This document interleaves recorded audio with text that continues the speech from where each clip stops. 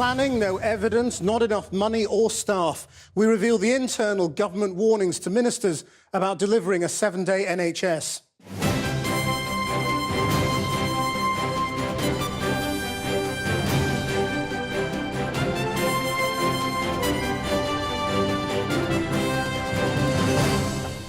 Good evening. A 7-day NHS promised by ministers might not be workable, according to warnings from senior civil servants shown to Channel 4 News. The documents reveal an extraordinary amount of unanswered questions and gaps in planning, despite the Health Secretary's determination to say junior doctors are wrong about their alarm bells. His own officials have plenty of their own. Also tonight, prisons within prisons. That's what the government wants to create to contain the contagion of Islamic extremism behind bars. But can it work in a prison system woefully short of resources? War crimes against buildings, not people. In the first international trial of its kind, an Islamist extremist has pleaded guilty to smashing the architectural treasures and holy shrines of Timbuktu. And Donald Trump is busy smashing every rule of American presidential elections, including, perhaps, his own chances of winning. I've been trying to talk to his new campaign chairwoman about plummeting poll numbers and much else. ISIS would love President Trump, because they can then say, look, you know, President Trump is going to bomb us all to smithereens, whether they're right or wrong. That's what they quite like, isn't it? That is such an awful statement that I'm not going to dignify it with a response. Later, the gardener of Aleppo, how through 5 years of bombing in Syria's biggest city, a remarkable man has been selling plants and flowers to celebrate life's beauty in a place filled with so much death. ضرب بالبرميل بشظية راحت الله طالع منه لتعيش الشجرة ونحن بدنا نعيش غصب عنهم بكل. This is the vision the government has for the NHS, a 24/7 service that can offer peak performance whenever you need it. But documents seen by this programme have shown there are doubts about the policy, even in the heart of the Department of Health itself. Senior civil servants are concerned at the lack of detailed costings or risk assessments of the proposals. They even say the plan may not be workable. Here's our health and social care correspondent, Victoria MacDonald. It is one of the government's key election commitments, a 7-day NHS to be delivered by the Health Secretary Jeremy Hunt by 2020. Hospitals and GPs accessible every day. But now there are warnings from within the Department of Health itself over the risks with this policy. Documents leaked to Channel 4 News and The Guardian newspaper show that civil servants have very real concerns over the 7-day NHS policy, how it will be funded, how it will be staffed, where the evidence and data is for such a policy, even what the impact will be on the NHS overall. Yet the government has repeatedly dismissed concerns, including from its own Public Accounts Committee and from the King's Fund think tank, over staffing and funding for this policy. For the past 12 months, we have pushed the government on what their plan is for this. However, to see today in black and white that not only has the government disregarded the advice from numerous leading healthcare organisations, they've also chosen to ignore their own risk assessment is alarming and incredibly unnerving. Yet it is clear from these documents that the Health Secretary himself and the new health ministers have been warned. One document that we've seen, dated the 25th of July, is the Risk Register for 7-Day Services programme. It includes the risk that there won't be enough money to meet the deadline for the complete rollout, that there isn't enough data to track performance to ensure the policy can be delivered, and crucially, that it won't be possible to find enough skilled staff, meaning the full service cannot be delivered. A second document, marked sensitive, also says there are risks that the detailed costs of delivering in hospitals, including accurate estimates of additional workforce requirements, are not understood early enough. This comes following evidence of serious gaps in hospital rotas even now, and amidst claims today that thousands of operations and appointments are to be cancelled in a bid to stop the NHS buckling under this winter. Yet in another document, Building the Evidence Base, it is clear that no impact assessments have yet been done into how 7-day services will actually affect hospitals, GPs and urgent and emergency care. Where are you, Jeremy? The pledge for a 7-day NHS was at the heart of the bitter dispute with junior doctors, leading to unprecedented strikes. The most striking revelation is the fact that this 7-day policy is the antithesis of what a health policy should be. A health policy should be like any other intervention in the NHS, any new drug, any new treatment. It should be based on evidence. It should not be a triumph of spin and rhetoric over the evidence. It should be grounded in facts, in academic papers, in research, because only then can you be confident that the policy is actually going to do good for patients and not harm. The Department of Health said, over the past 6 years, 8 independent studies have set out the evidence for a weekend effect, unacceptable variation in care across the week. This government is the first to tackle this, with a commitment to a safer 7-day NHS for patients and £10 billion to fund the NHS's own plan for the future, alongside thousands of extra doctors and nurses on our wards. But what is clear from these documents too is that ministers have also been warned that lack of staff and money could in the end mean this key government promise of a 7-day NHS being in place by 2020 may not be met. We're joined now by Professor Jane Dacre, the President of the Royal College of Physicians. How surprised are you? I'm not surprised at all. Our fellows and members, the physicians in this country, have been telling us for at least the last couple of years that there are not enough doctors to deliver the service as it is now. And so it doesn't surprise me that we can't deliver the service with an extra 2 days. Now, let me be clear about our thoughts on a 7-day NHS, which is that we would welcome it. We would be very keen to give the same quality of care for patients 7 days a week as we're able to do in 5. But at the moment, we're struggling to deliver good quality care over 5 days. So to just expand that to 7 days and expect the quality to be the same is it's not surprising that there are problems. Isn't there going to be a certain amount of just expected gripes from people who don't want to change the way they're doing things? There always are gripes with people who don't want to change, but I don't think that's the case now. I think people are working hard. They are able to and would be willing to work across 7 days.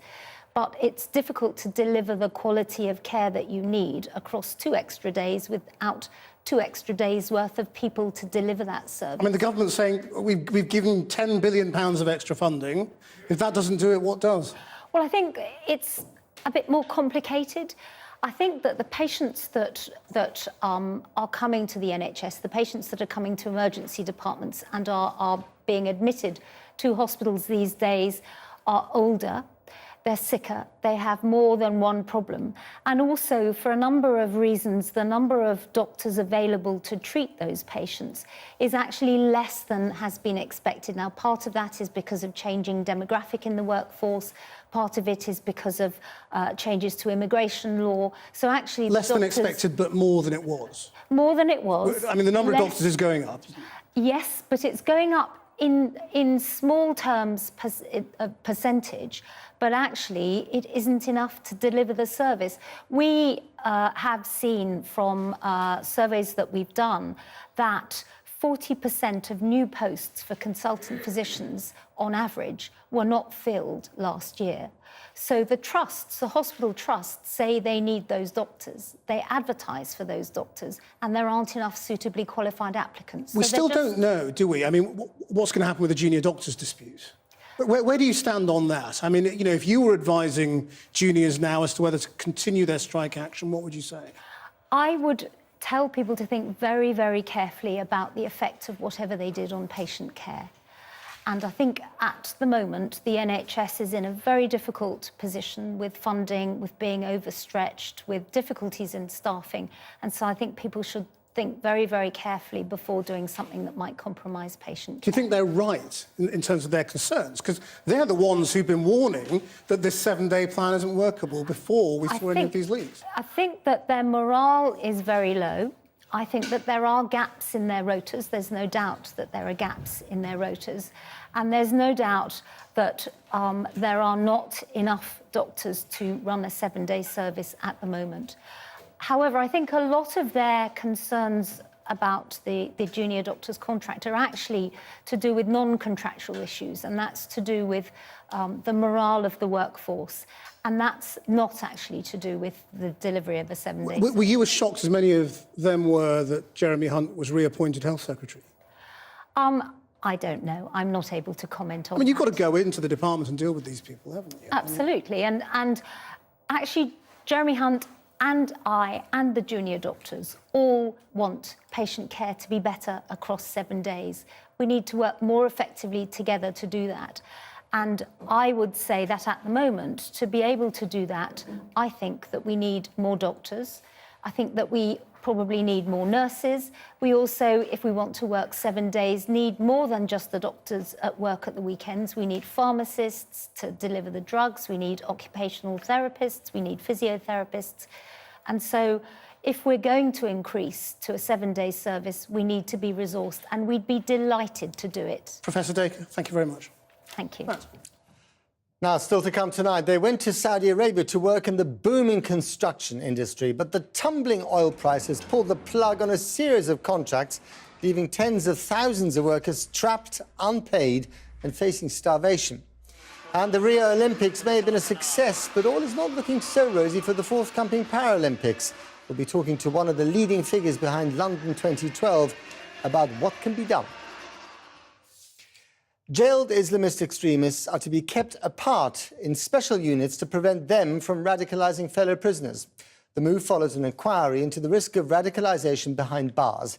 It comes ahead of the sentencing of the extremist cleric Anjem Choudary, who was convicted of inviting support for the self-styled Islamic State. The Justice Secretary, Liz Truss, said that only a small number of subversive individuals would be involved, but acknowledged the report's finding that it was a growing problem. Here's our senior Home Affairs correspondent, Simon Israel. Who is radicalising the Muslims? The years ahead will see radical preacher Anjem Choudary in prison for some time. Imam Ahmad bin Hanbal. His conviction for inviting support for IS carries a maximum 10-year sentence. And it's no coincidence, a fortnight before a judge decides on the length of that jail term, the government unveils a radical plan to combat the radicalisers. It is a relatively small number, and the types of disruption, so it could involve moving the prisoner to a different unit. In the case of the mainstream population, it involves challenging the narratives. Prison service guidance has barely changed over the last decade. This pocketbook, once issued to staff, advises, "We also need you to be on the lookout for extremists who might be looking to influence vulnerable or suggestible prisoners at times of crisis in their lives." And on what to look for includes challenges at communal prayers, attempts to usurp the Muslim chaplain's role. But the threat of prisoner subversion is growing, so the plan is to isolate the most extreme in special units, but avoiding segregation, which risks breaching human rights. We've already removed a significant number of books, extremist books, from the prison estate. We are improving the vetting of chaplains. So those actions are taking place across the prison estate. In terms of these specific units, however, we'd expect to see them rolled out over a number of years. The past decade has seen the Muslim prison population double to around 12,500, around 15% of the total number. Approximately 130 are in jail for terrorist offences, but there are no figures for those who convert while inside. Yet 1,000 have been identified as extremist or vulnerable to extremism. The young Muslim men that we work with who have been in the criminal justice system are an asset. And they are keen to prevent offending and reoffending amongst their communities. But currently they're not being seen as an asset. They're being, they're sidelined, their voices are not heard. The additional security measures come at a time prison violence, access to drugs, incidents of self-harm and deaths are at record levels, let alone coercion, bribery and corruption. The prison chief inspector has described the system as being in its worst state for a decade. This is a prison service in crisis with staffing. Haven't got enough staff to run the normal regime, let alone a prison within a prison. But the biggest concern I would have, will this achieve for those prisoners held in these units an iconic status, where the radicalisation will reach out beyond face-to-face? Isolating the extremists is only part of the solution, for it may be, just as in the outside world, it's the acolytes who set the tone on prison wings. Well, I'm joined now by Rashad Ali from the Institute for Strategic Dialogue. He specialises in de-radicalisation initiatives in prison. I mean, you heard that piece there by Simon Israel. A prison system in chaos with this new idea kind of imposed on it. Is it even going to work? Well, I think there's a number of different challenges. This is a situation where there's no really good option. If you're talking about dispersing people like this, then effectively what you're doing is you're giving them literally a captive audience. And this is what the government is seeking to try and prevent. On the other hand, if these isolation units are specifically incubating extremists, then lots of people are saying, well, actually, what you're going to end up doing is creating little schools, or at the most extreme end of that, command centres for terrorists to be able to operate out of. That has been suggested. The analogue people have been raising is surrounding how the IRA loyalists were previously segregated, and actually what the results were of institutions like that. So I think there's no good option here. But as was mentioned, there's very serious issues that need to be tackled. So if you have if you have a number of extremists who might be prone to radicalising others in a unit, you're basically saying that's a bad idea because you're creating a kind of incubation centre in the middle of the prison. Well, I think one of the concerns with this would be that actually you are actually incubating this. You're creating like an echo chamber where they can repeat. But what's the alternative? I mean, solitary confinement? Or? Well, I think a large proportion of people like this will normally be confined solitarily with only a minimum amount of engagement with the wider prison population. And that would usually be monitored, and that would usually be very But then you're creating Guantanamo Bay right here in the British Isles. I think some people have mentioned things like this, but actually it's very, very different. We're talking about convicted terrorists who specifically are going to be proselytizing and presenting their ideological perspective. So this isn't essentially dealing with people whose human rights have been taken away without any trial, and just being incarcerated. This is people who have A, been incarcerated for very specific offences, and B, we know they are going to continue engaging in criminal activity, i.e. proselytizing their terrorist ideology. But as Simon Israel mentioned in his report, their lieutenants will still be on the outside, if that's the right word, not in this either solitary confinement or in the confined unit. If they then get released from that unit after good behaviour, 5 years of good behaviour, 8 years of good behaviour, then you're back to exactly where you were. And their people are doing their work for them anyway, aren't they? Sure, and I think this is one of the other aspects, that you don't want to create heroes or icons out of them. But actually what this points to is something else. The biggest need we have is for well-founded, well-researched and track record-based de-radicalisation efforts. That actually there's no point in isolating these individuals or even incubating these individuals if it doesn't allow us to actually engage with them and work on de-radicalisation efforts. And that's probably the biggest thing that's probably missing at the moment. I mean, if you're watching this initiative from the outside and you then remember images of drones flying drugs or supplies secretly into jail, I mean, you have to kind of say this is going to be a tough one to crack. I mean, you're dealing with a system that's already much more sophisticated than the measures put in place to prevent it. No, I agree. I think this is why the focus really has to be on how are you going to engage these individuals. There's no point in just isolating them. One of the things that Michael Gove spoke of previously was the idea of rehabilitation. That actually we do believe that prison is not just there to take people away from society, but actually we want to reform them. And there's no reason why we can't learn the lessons from a lot of the de-radicalisation work that has been going on already in prisons, working with people that do have a track record of doing this. But what is prison for? I mean, apart from removing people from society, I mean, one of the principles is rehabilitation. Sure. If you're having to confine people in solitary confinement because they might be dangerous talking to other prisoners, that basically means that rehabilitation's gone out the window. No, I think there's two things. I think one is you want to create the right environment where rehabilitation can take place. And so if you are going to put them in echo chambers with other extremists, that may not be the most suitable environment for that. At the same time, you have to balance that with the need of security and safety in preventing these things. So actually what you want to do is create a scenario where they are motivated to take part in the de-radicalisation efforts that currently do exist within prisons, and some of them have had some good results. Rashad Ali, thank you very much indeed. Krish. Thanks, Matt. European leaders have been setting out their vision of the EU without the UK. The Italian Prime Minister Matteo Renzi welcomed the German Chancellor Angela Merkel and French President François Hollande on the island of Ventotene off the coast of Naples. Mr. Renzi said he wanted to write a future chapter focusing on common defence, security and economic growth. Speaking on the Giuseppe Garibaldi aircraft carrier after the meeting, Mr. Hollande said Europe must present a united front against nationalism. Oil prices fell back below $50 a barrel today, ending a brief rally. Great news if you drive a car, but tumbling prices in recent months have been very bad news for oil producers like Saudi Arabia. And they've been catastrophic for tens of thousands of foreign construction workers there. Those workers from countries like India, Pakistan and the Philippines are effectively trapped in Saudi Arabia. Many face hunger as their employers say they're unable to pay them, and many can't leave the country. Some have gone for more than 18 months without being paid wages, and no one seems prepared to help, as our international editor, Lindsay Hilson, reports. It was an architect's playground. Money was no object.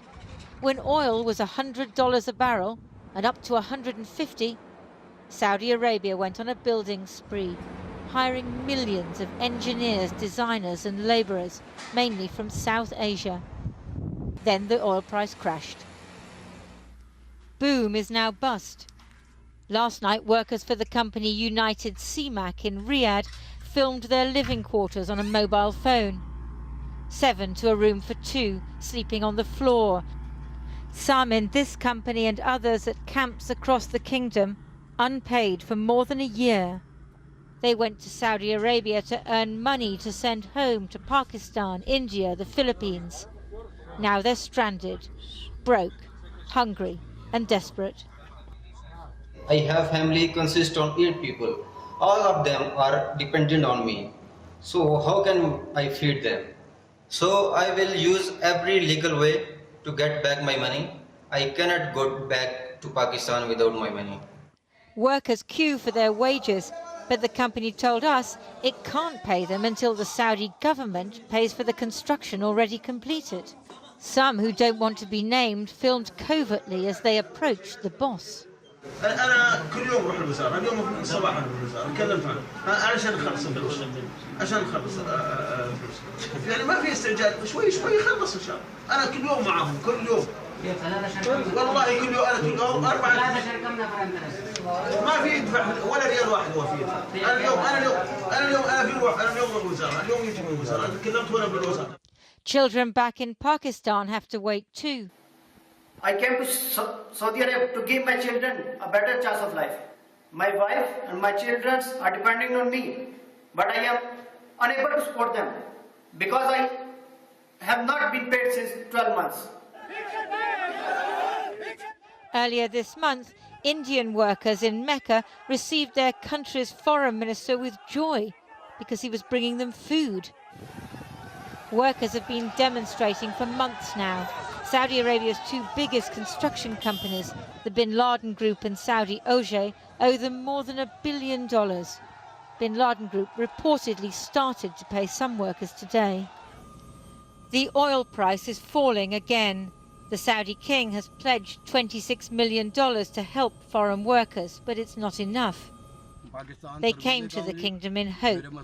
Now they can stay, still hoping to get paid in the end, or leave with nothing but debt and despair.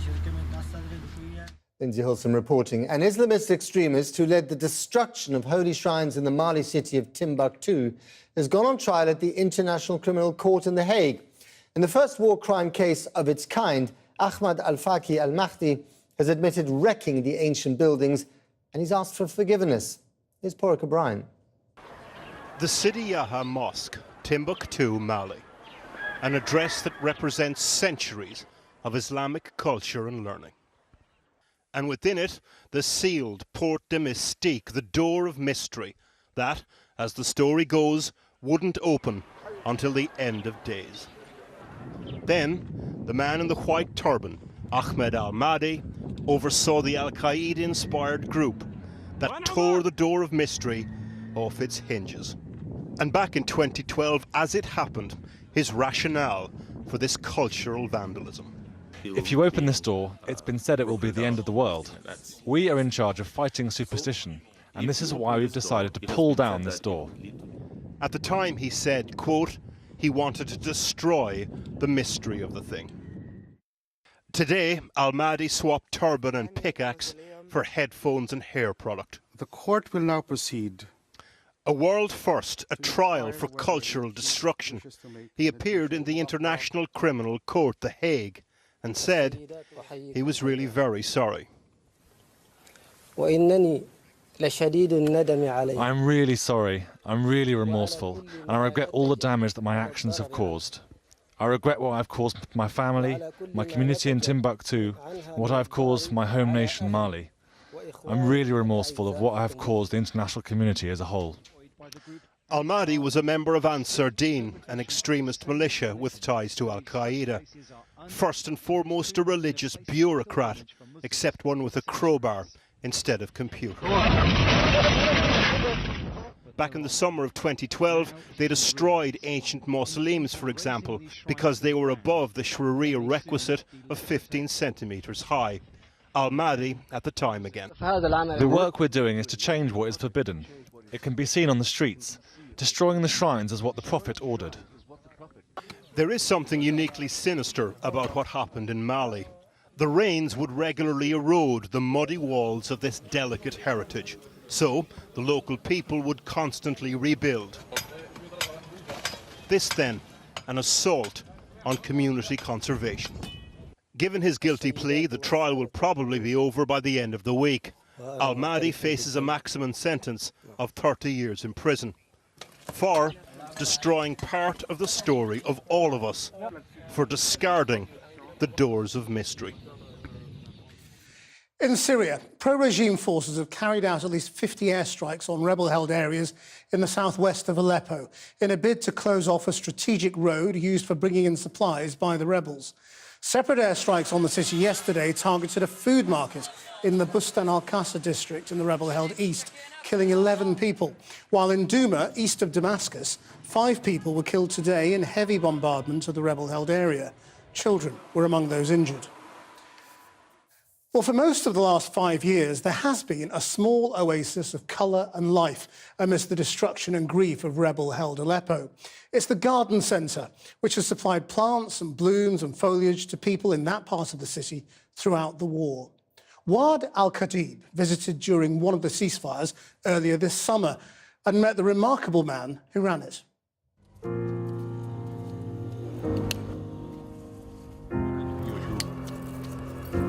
هذا بندق هي بداية حمله عم يحمل هذا بندق بداية الحمل تبعه مالك عارف العنكة الدنيا نجوس سجف زميله. He's called Abu Wad. It means father of the flowers.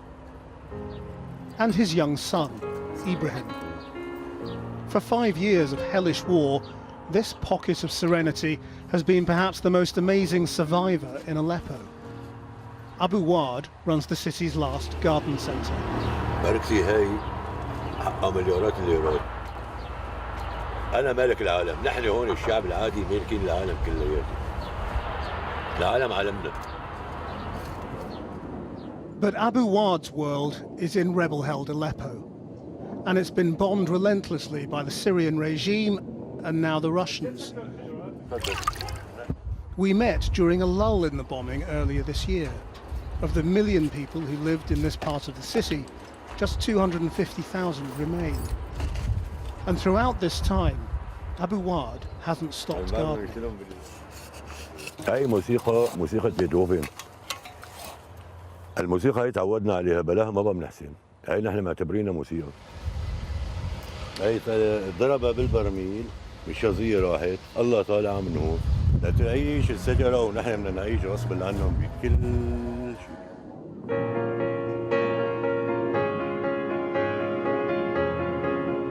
Aleppo was one of the great cultural beauties of the world and one of the longest inhabited. Today, so much of it has been laid waste and thousands have been killed. Defiantly amid all this, Abu Wad's whole existence seems dedicated to the beauty of life. بيصير كمان هذا خضار صيف شتاء. ايش قد حقها الوحده هيك؟ هي حقها 300. رهيم. This customer chooses rosemary plants. بوصل لي هون على الدوار، انا سيارتي عند الدوار ولا اجيب سياره لهون؟ لا بوصل لك اياها.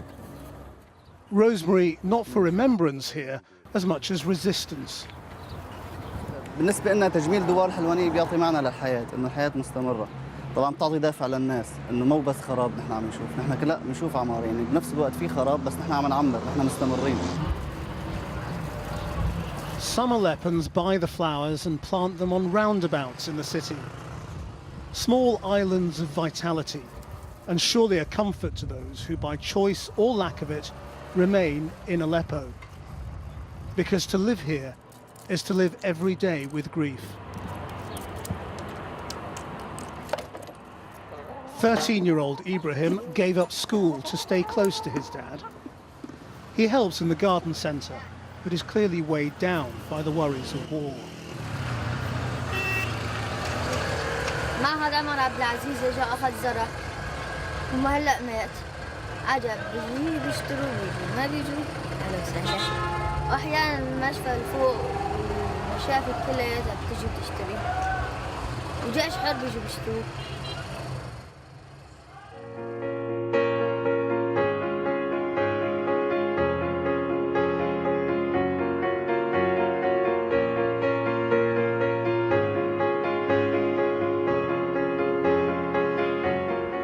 Freshly cut flowers in the middle of Aleppo's war seems too extraordinary to believe.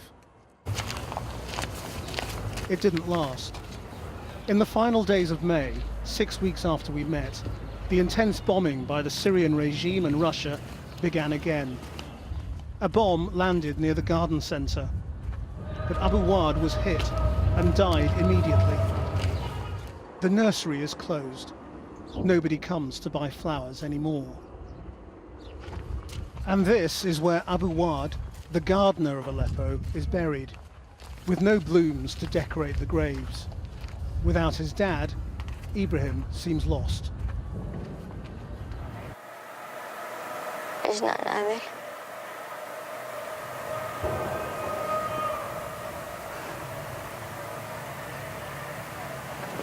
أبوك الله يرحمه يعني من قبل ما يستشهد كنت أنت عم تشتغل معه كان تربي إخواتك ومشان تدير بالك عليهم صح؟ صح. يعني أنت كنت بتعرف إنه يمكن يصير هيك شيء مو؟ مضبوط. هلا أنت إيش ناوي تعمل؟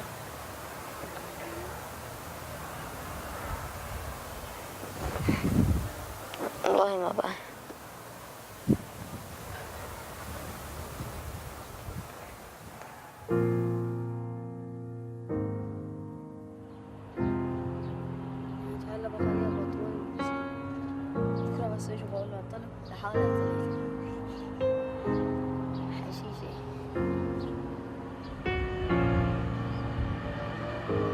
In time, perhaps he will remember how his father described the cycle of life.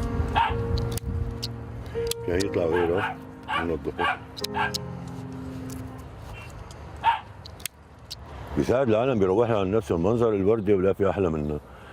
اللي بيشوف الوردة هي بتمتع بجمال رب العالمين اللي خلق لنا اياه، ومن شم ريحتها هي تنعش القلب، تنعش الروح، لأن اساس الدنيا كلياتها وردة.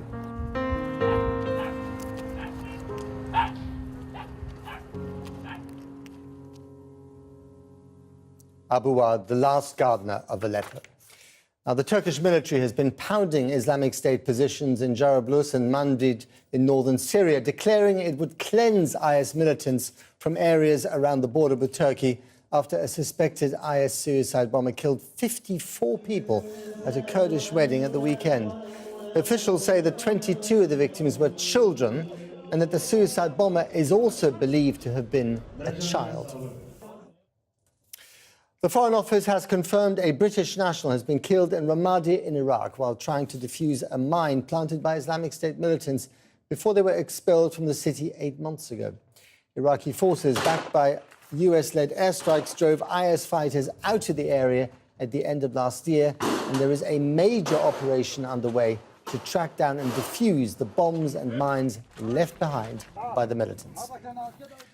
Team GB is expected to arrive home tomorrow after the country's most successful Olympics since 1908. The team's record tally of 67 medals surpassed even their London 2012 tally. Competitors partied into the night at the spectacular Rio 2016 closing ceremony.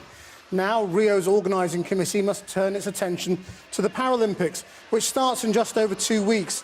And serious questions are being asked about the city's readiness to host the Games amid a background of large-scale budget cuts and poor ticket sales. Well, we're joined now from North London by Tessa Jowell, Baroness Jowell, who was Minister for the Olympics and later Shadow Minister in the run-up to the London Games. Let's just begin on the Olympic success. Is this a triumph of long-term planning for which we've got to thank John Major?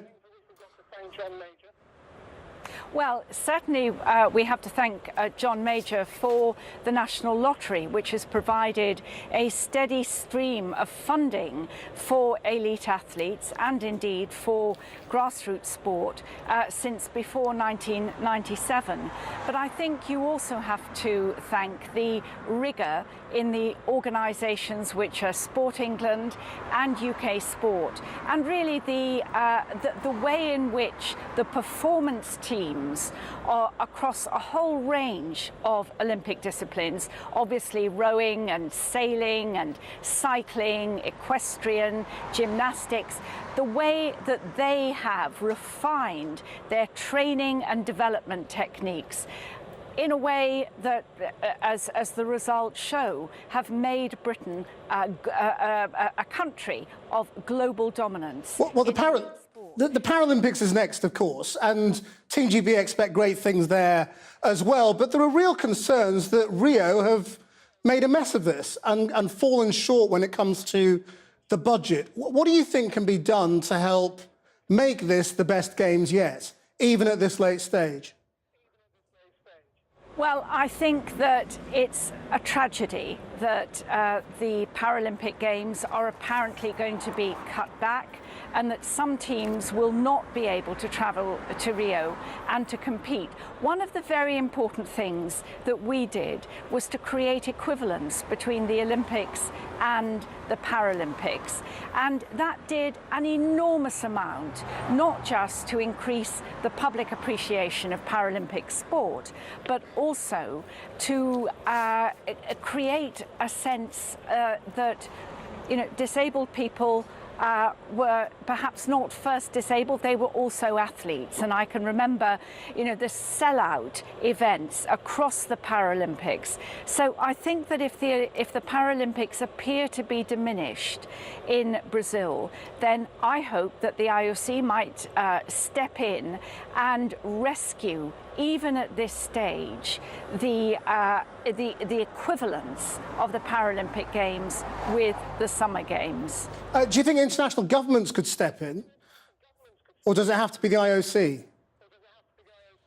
Well, I think it has to be, that would have to be brokered by a combination of the IOC and the Rio organising committee. But I do think that there has to be, even at this stage, a last-ditch effort to bring those Paralympians to Rio and do whatever is necessary to fill the seats in the stadia and ensure that our Paralympians feel that they are taking part in one of the greatest world-class events. It will be a tragedy if that opportunity is lost. Now, I can't have you on without asking you about your party, the Labour Party, given you're in the middle of a leadership contest at the moment. I mean, when you look at what's going on, I mean, do you see a choice of champions or a pair of flops? Do you know, Krishnan, at the moment, I am so buoyed up and excited. Oh, you don't want to think about it? Yeah, probably not right now. But, you know, I and lots of people like me will go on doing what Labour people should do, and that's being activists in communities and trying to make a difference. But I think for today, let's just celebrate the triumph of the Olympics, and let's hope that the Paralympics get sorted out so all those athletes who've trained for so long and so hard can take part. Tessa Jowell, thank you very much. Well, one other Olympic story continues to make waves. The swimwear firm Speedo is ending its sponsorship of the disgraced American swimming star Ryan Lochte. The company said it would give $50,000 of Lochte's fee to save the children's Brazilian operation in the wake of the swimmer's false claim of having been robbed in Rio. And Lochte has given a new broadcast interview, apologising for his actions. Well, we're joined now by our Washington correspondent, Kylie Morris. Kylie. Krish, I should just start by saying that now another sponsor has joined Speedo. The fashion label Ralph Lauren in the past hour has come out to say that it will not be renewing its endorsement of the swimmer. Look, these games were immensely successful as far as the Americans are concerned. They want to celebrate the victories of Simone Biles, the gymnast, of Michael Phelps in the pool, and really Ryan Lochte has become a bit of an embarrassment. You'll recall CCTV footage emerged from the service station that he and a few of his friends stopped at as they were leaving a party in Rio. He said that he'd been the victim, they had been the victims of an armed robbery, when in actual fact it turns out they had vandalised the bathroom. A gun was pointed at them by a security guard who was demanding compensation. And as you say, we saw an apology from Lochte on television this morning. How sorry I am, and my deepest apologies. They put on a great games. They did everything. The people of Rio or Brazil, the authorities, everyone there, they put on a great games. And my immature, intoxicated behavior tarnished that a little. I mean, he's certainly trashed his own legacy. Is he finished?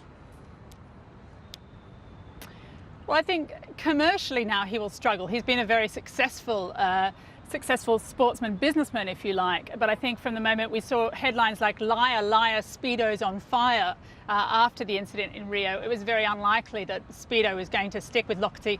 He's not the first sportsman to have disgraced himself. Michael Phelps, remember, faced DUI charges, but he had the time to rebuild his reputation and, of course, turn in stunning performances at Rio. The question is, Ryan Lochte, who's a very similar age to Michael Phelps, will he have the time to rebuild his reputation? And will indeed the American Olympic Committee grant him the permission to compete again in Tokyo?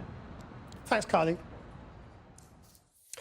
Now, the ballot papers have gone out today for the Labour leadership election. Around 640,000 members and supporters are eligible to vote in the contest, with the result being announced on September the 24th. The challenger, Owen Smith, today won the backing of the Scottish Labour leader, Keisha Dugdale, as he announced plans to hand over more power to party members. Our political editor, Gary Gibbon, is in Westminster. Gary, where are you? Oh, there you are. Gary, so tell me, what can we expect? How's it all shaping up then? 650,000 people actively partaking in a party moment of democracy. It should be an amazing moment of rejoicing, and in many parties in the past you'd have thought it would be, but not in the Labour Party right now. It's a bitterly divided party, and it looks at the moment as though those 650,000 are not going to deliver for the challenger, Owen Smith. I've been talking to quite a few people today. Not a universal view. There's some people still claiming it's tight, but I spoke to one particular, very senior source in the Labour Party who was convinced that this is going to be lucky for Owen Smith if he escapes with as much as 40% of the vote. And the whole plan here for the challenger against Jeremy Corbyn was to try and get it at least as close as 45-55. If it's a big margin like that, there are real questions about what that side of the Labour Party, which has been digging its heels in, saying it won't cooperate with Jeremy Corbyn, what exactly they'll do with the rest of their political lives, not least, most of all, the MPs. There's a bit of a danger of Groundhog Day here, isn't there? So if Corbyn gets re-elected, what happens then? Well, we just don't know. There are all sorts of stratagems being talked about around the dissidents, as they never would have thought of themselves, old Blairites, old Brownites, who feel that they want their Labour Party back and they want to try and disrupt things for Jeremy Corbyn in the future. One of the stratagems is about maybe calling themselves something new, the MPs who are in Parliament, to try and make themselves the official opposition rather than the Labour Party itself, led by Jeremy Corbyn, quite conceivably even after this challenge.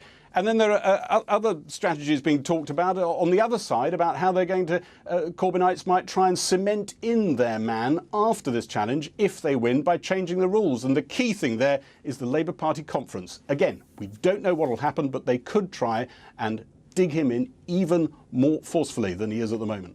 Goodness. Gary Gibbon, thank you very much indeed. After the break, could he really do it? I've been meeting Donald Trump's new campaign manager to discuss his prospects of snatching the presidency and what he might do if he wins.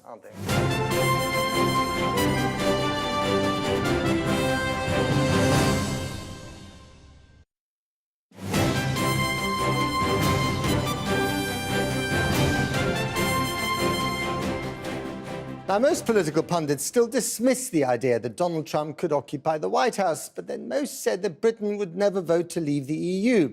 So could Trump pull off the biggest trick of them all in the most powerful nation on earth? I've been to the US to find out and went to meet, amongst others, his new campaign manager. On Channel 4 tomorrow night, you'll be able to watch my hour-long documentary on whether Donald Trump can win the US presidential election. But first, a little taster. Donald Trump is now just one hurdle away from being President of the United States. The Donald is now involved in the most vicious, divisive election in living memory, and he's faltering. Now he's shaken up his campaign team, and I go head-to-head with his new campaign manager. The polling numbers for Donald Trump are looking pretty bad, aren't they, at the moment? Not all of them, no. Just the cherry-picked polling numbers that are put out there by media outlets that are also bent on his destruction. Is your internal polling telling you something different to the polls that we read about in the newspapers and here? Our internal polling is proprietary and confidential, so I won't discuss it, but I will tell you that Donald Trump performs consistently better in online polling, where a human being is not talking to another human being about what he or she may do in the election. Why is that, do you think? It's because it's become socially desirable, especially if you're a college-educated person in the United States of America, to say that you're against Donald Trump. The hidden Trump vote in this country is a very significant proposition. Have you been able to put a number on that? Yes. Good. What do you think that is? I can't discuss it. Oh, come on. No, it's a project we're doing internally. I call it the undercover Trump voter, but it's real. And I think that if you go around this country and you talk to people, you see it's real as well. In front of the White House, not an undercover Trump voter, but an undercover Trump. The man himself wouldn't grant us an interview. Where are you from? Germany. Germany. I love the German people. Fantastic people. They really are. Very clean. And that guy, Angela Merkel, good guy. Good guy. But I was granted an audience with America's best-known Trump impersonator. What should I call you? Call me Mr. President, because that's what I'm going to be. Well, I'm not going to be there because I'm not going to live in the White House. You're not moving into the White House? No. I refuse to live in government housing. And on top of that, it's very, very old. Out of character? Yes, out of character. You travel all over the country doing this shtick. Yeah. What's the impression that you get? What's your own personal polling telling you about his popularity? Well, I've been on the road almost nonstop since last August. I would say he's going to win in a landslide. In a landslide? In a landslide. You see it in the polls on the news one way, and then when you hit the ground and meet people, it's totally different. A lot of Brits are horrified by the idea of a Trump presidency. How would you reassure them? I'm sure that are those all those who voted for Brexit or the other people? It's a bit of both, actually. Is it? Do you think something similar could happen here? Yes. If the elites are dismissing that, what I call the wrist flickers are just dismissing that, oh, Donald Trump can never be president, oh, Brexit. So it's just for these unwashed rubes, these hillbillies, with no teeth and long hair. That's just unfair. ISIS would love President Trump because they can then say, look, it's President Trump is going to bomb us all to smithereens, whether they're right or wrong. That's what they quite like, isn't it? That is such an awful statement that I'm not going to dignify it with a response. So I have to go. And you can see my full report, President Trump, can he really win, tomorrow night at 9 p.m. on 4. Well, tonight's main news, this programme has seen internal Whitehall documents that show severe doubts among government officials over the workability of plans for a 7-day NHS. Officials question the data and evidence to support the policy and whether there'll be enough money or staff to deliver it. The president of the Royal College of Physicians told this programme she was not surprised by the doubts expressed. We would be very keen to give the same quality of care for patients 7 days a week as we're able to do in 5. But at the moment, we're struggling to deliver good quality care over 5 days. So to just expand that to 7 days and expect the quality to be the same is it's not surprising that there are problems. Our health and social care correspondent Victoria McDonald, who broke the story, is here. How worrying is it for Jeremy Hunt? Well, what these civil servants have identified is more than a dozen risks, including, actually, which we didn't mention in our piece, Brexit. What happens if you suddenly lose all this staff? The NHS is already suffering from a lack of doctors and nurses.